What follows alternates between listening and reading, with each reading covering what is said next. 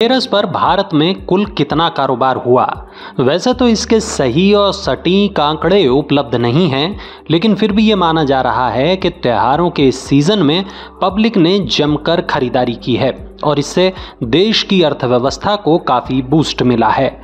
एक अनुमान है कि धनतेरस पर देश भर में करीब 50,000 करोड़ रुपये का कारोबार हुआ है। इसमें से 27,000 करोड़ का कारोबार गोल्ड का हुआ है, यानी सोने का। लोगों ने इस मौके पर सोने की ज्वेलरी खरीदी है या फिर किसी और तरीके से सोना खरीदा है। मीडिया रिपोर्ट्स के मुताबिक केवल धनतेरस के दिन सोने और चांदी और अन्य कीमती वस्तुओं का कारोबार करीब 30,000 करोड़ का हुआ है। इसमें से 27,000 करोड़ का सोना और 3,000 करोड़ की चांदी की बिक्री हुई है। साल 2022 में धनतेरस पर सोने चांदी का कारोबार 25,000 करोड़ का था। इस दौरान सोने के दाम 52,000 रुपये तोला थे, जबकि इस बार ये दाम करीब 62,000 रुपये तोला रहे हैं। पिछली दिवाली चांदी 58,000 रुपये किलो पर थी, जबकि इस साल इसके दाम 72,000 रुपये किलो पर हैं।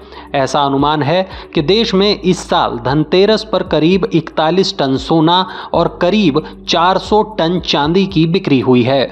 बात कुल व्यापार की करें तो करीब 50,000 करोड़ का कारोबार हुआ है, जिसमें से करीब 5,000 करोड़ का कारोबार केवल दिल्ली में ही हुआ है। मीडिया रिपोर्ट्स में ऐसा बताया गया है कि धनतेरस के दिन दिल्ली में बारिश भी हुई थी, लेकिन इसके बावजूद लोगों ने जमकर खरीदारी की। धनतेरस पर लोगों ने बर्तन भी काफ़ी खरीदे, जबकि इस साल बर्तनों के दामों में खासी तेज़ी भी देखी गई थी। वैसे अगर आपने अभी तक सोना चांदी नहीं खरीदा है तो आपको बता दें कि आने वाले वक्त में दोनों ही धातुओं के दामों में तेज़ी आ सकती है। जानकारों का ये मानना है कि सोने के दामों में लगातार तेज़ी देखी जा रही है और आने वाले वक्त में इसमें और भी उछाल आ सकता है। दिवाली के कारण, त्योहारों की वजह से, आने वाले शादियों के सीज़न के कारण सोने के दामों में लगातार तेज़ी बनी हुई है। इसके अलावा दुनिया में दो युद्ध चल रहे हैं, जिस कारण भी दुनिया में अनिश्चितता का माहौल है। लोग सुरक्षित निवेश की तलाश कर रहे हैं और केवल भारत ही नहीं बल्कि अंतर्राष्ट्रीय बाजारों में भी सोने की कीमतों में लगातार तेज़ी देखी जा रही है। आपको ये भी जान लेना चाहिए कि सोने में आप कितनी तरह से निवेश कर सकते हैं। पहला तरीका है फिजिकल गोल्ड खरीदना, यानी गहने, गिन्नी, बिस्किट आदि खरीदना।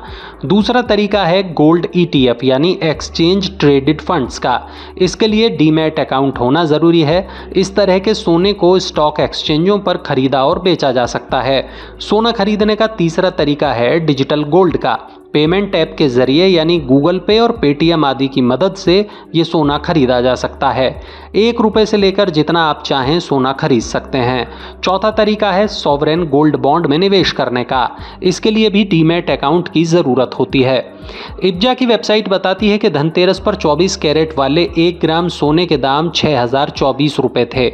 22 कैरेट की कीमत थी 5,879 रुपये, 20 कैरेट की कीमत 5,361, 18 कैरेट की 4,879 और 14 कैरेट की कीमत थी 3,885। ये सभी दाम टैक्स और मेकिंग चार्ज के पहले के हैं और इसमें GST शामिल नहीं है। इंडियन बुलियन ज्वेलर्स एसोसिएशन यानी इब्जा के दामों को देश भर में स्वीकार माना जाता है। सोने और चांदी के दाम रोजाना जारी किए जाते हैं, लेकिन शनिवार रविवार को ये रेट जारी नहीं होते। साथ ही केंद्र सरकार की ओर से जारी छुट्टियों की लिस्ट के दौरान भी ये दाम जारी नहीं किए जाते। आप अगर सोने के दाम जानना चाहते हैं तो आप 8955664433 पर मिस कॉल दे सकते हैं।